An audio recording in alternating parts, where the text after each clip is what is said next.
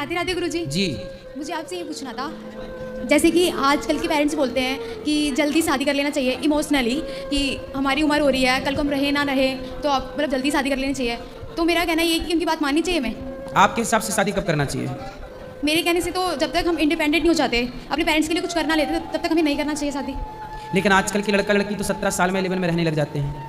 हाँ, ये बात सही है कि गलत है? ये बात सही है आपकी। 16 साल की लड़की लड़का, 17 साल की लड़की लड़का, 18 साल की लड़की लड़का लिव इन में रहने लग गए। तो जिस उम्र में आप लिव इन में रह रहे हैं, मतलब वहाँ लिव इन में क्यों रहना पड़ा? क्योंकि आपको एक स्त्री की जरूरत है, एक पुरुष की जरूरत है। इसलिए हमारे पूर्वजों ने शादी पहले जल्दी करने की परंपरा बनाई थी। गांधी जी ने भी जल्दी शादी कर ली थी 13 साल की उम्र में।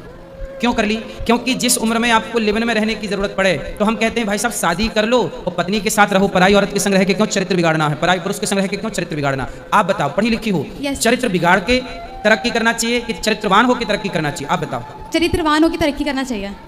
तो फिर आप बताओ विवाह कब होना चाहिए? सही उम्र क्या है? आज कितने % लड़का लड़की लिव इन में है? आप जरा मुझे बताओ।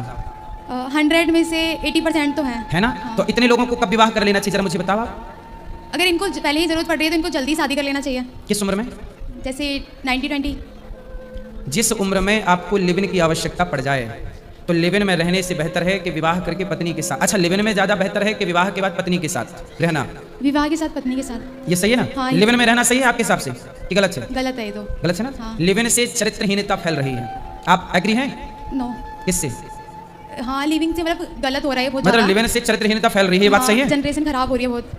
तो फिर आप जैसी युवाओं को क्यों नहीं समझ में आ रहा है? आप जैसी बहनों को कब समझ में आएगा? लेकिन अगर जो अपने मम्मी पापा के लिए कुछ करना चाहते हो उनका क्या? तो विवाह के बाद नहीं हो सकता क्या? सीता मैया ने विवाह के बाद क्या अपने माता पिता के लिए नहीं किया? अरे जो किया उनके आचरण व्यवहार से उनके माता पिता का ही तो नाम रोशन हुआ। आप शादी के बाद अपने पति के साथ रहकर अपने बच्चों को अच्छे संस्कार देकर क्या माँ बाप का नाम रोशन नहीं कर सकते? आप शादी के बाद भी तो जॉब कर सकते हैं, काम कर सकते हैं, नहीं कर सकते? हाँ गुरुजी कर सकते हैं, बट मेरा कहना ये है कि शादी के बाद बस जिम्मेदारी आ जाती है तो फिर कुछ नहीं रहता। अच्छा, आप क्या चाहते हैं बिना जिम्मेदारी के रहें?